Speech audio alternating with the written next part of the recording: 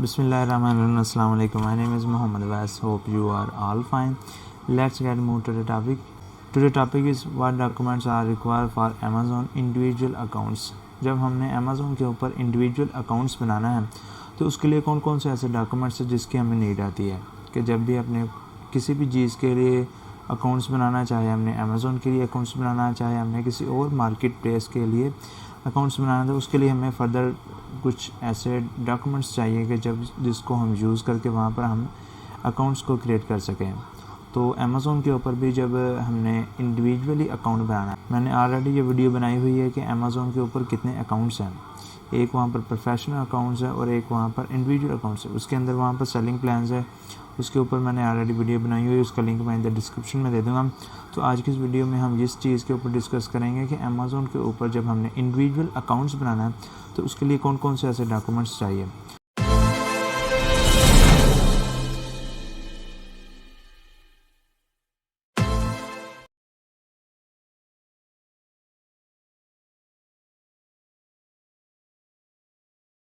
तो first number पे आपके पास पासपोर्ट होना चाहिए। अगर आपके पास पासपोर्ट नहीं है तो फिर आप स्मार्ट अपना आईडी कार्ड से उसको आप यूज़ कर सकते हैं।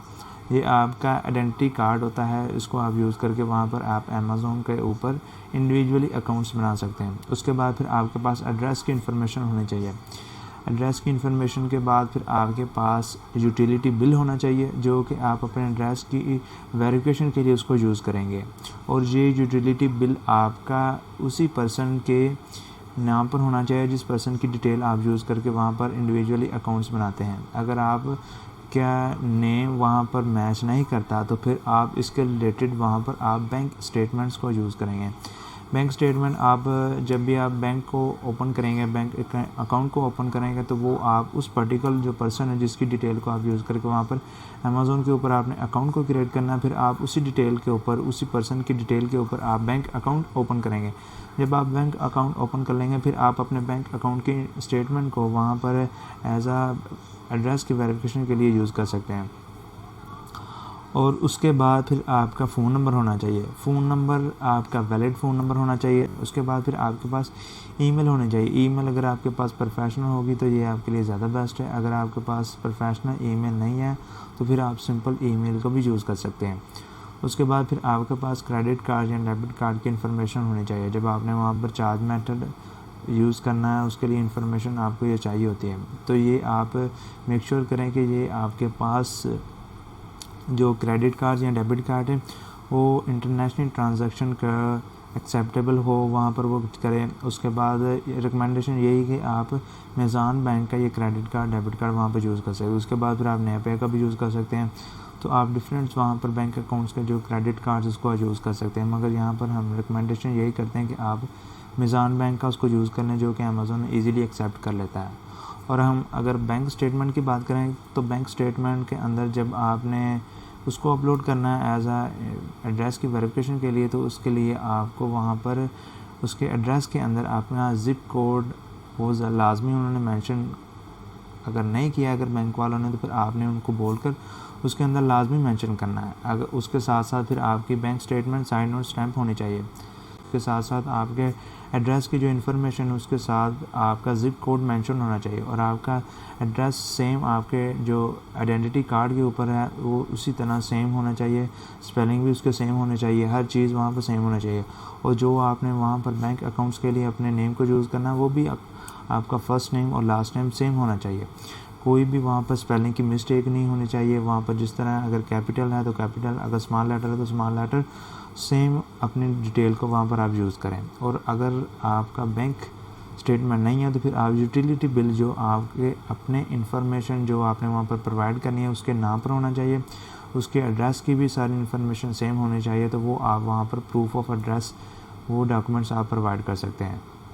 और जितने भी डॉक्यूमेंट्स आपने वहाँ पर अमेज़ॉन के ऊपर अकाउंट क्रिएशन करते वक्त प्रोवाइड करने हैं वो सारे डॉक्यूमेंट्स आपके क्लियर स्कैन कॉपी होनी चाहिए। वो वहाँ पर जो भी डॉक्यूमेंट्स आपने प्रोवाइड करना वो ब्लर नहीं होना चाहिए, वो विजिबल हर चीज़ वहाँ पर नज़र आए। उसके अलावा फिर डॉक्यूमेंट्स के जो कॉर्नर वगैरह वो भी कट नहीं होने चाहिए, हर चीज़ वहाँ पर क्लियरली नज़र आए। फिर आपके जो डॉक्यूमेंट्स की कापी है वो 10 MB से कम होनी चाहिए। और जितने भी डॉक्यूमेंट्स आपने प्रोवाइड करने हैं वो वहाँ पर वैलिड होने चाहिए, यानी कि उनकी जो एक्सपायरी डेट नहीं होनी चाहिए।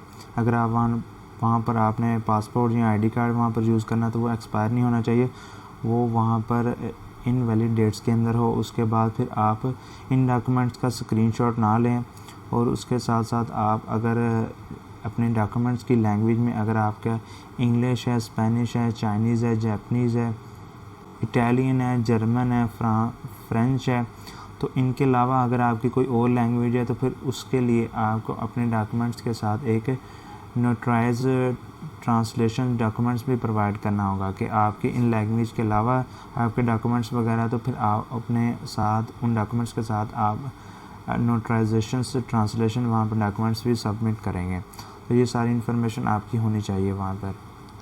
उसके अलावा जो क्रेडिट कार्ड आप वहाँ पर प्रोवाइड कर रहे हैं वो वैलिड होना चाहिए। आप मेक श्योर कर लें कि वो क्रेडिट कार्ड वैलिड है, वो अमेज़ॉन के क्राइटेरिया जो कि क्रेडिट कार्ड के क्राइटेरिया उसको वो मीट कर रहे हों।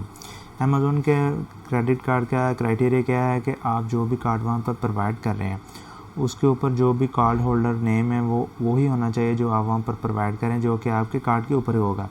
और जो भी आप क्रेडिट कार्ड का नंबर दे रहे हैं वो आपके क्रेडिट कार्ड के ऊपर जो होगा वो सेम होना चाहिए, डिफरेंट नहीं होना चाहिए। जो भी वहाँ पर आप एक्सपायरी डेट दे रहे हैं वो भी आपकी सेम होनी चाहिए। उसके अलावा फिर जो भी आप वहाँ पर सिक्योरिटी कोड वहाँ पर दे रहे हैं वो भी आपका सेम वही होना चाहिए। उसके अलावा वहाँ पर आप जो एक्सपायरी डेट दे रहे हैं वो 6 मंथ से नीचे नहीं होने चाहिए, यानी कि आप अगर 1 जनवरी से आप अपने डॉक्यूमेंट्स को वहाँ पर प्रोवाइड कर रहे हैं, अपने क्रेडिट कार्ड को वहाँ पर प्रोवाइड कर रहे हैं, तो वहाँ पर 6 मंथ की रेंज तक अगर आपकी एक्सपायरी डेट है तो फिर एक्सेप्टेबल है। अगर उससे नीचे तो फिर वहाँ पर उसके क्राइटेरिया को वो मैच नहीं करता। तो ये भी आप मेक श्योर कर लें कि आपकी एक्सपायरी डेट भी अमेज़ॉन के क्राइटेरिया को मैच करती हो। उसके अलावा फिर आपका कार्ड प्रीपेड या वर्चुअल या गिफ्ट कार्ड नहीं होना चाहिए। और उसके अलावा फिर जो भी आप वहाँ पर कार्ड प्रोवाइड कर रहे हैं वो अमेज़ॉन के स्टोर की करेंसी के मुताबिक वहाँ पर चार्जेबल होना चाहिए। और ये सारा क्राइटेरिया जब आपका मैच होगा फिर आप ये सारे डॉक्यूमेंट्स वहाँ पर प्रोवाइड करें। अगर हम यूटिलिटी बिल के क्राइटेरिया को देखें तो यूटिलिटी बिल के अंदर आप वहाँ पर गैस का बिल वहाँ पर प्रोवाइड कर सकते हैं, आप इलेक्ट्रिसिटी का बिल वहाँ पर प्रोवाइड कर सकते हैं, आप अपने फ़ोन नंबर का वहाँ पर बिल प्रोवाइड कर सकते हैं, आप इंटरनेट की सर्विस का जो बिल होता है वो वहाँ पर आप प्रोवाइड कर सकते हैं।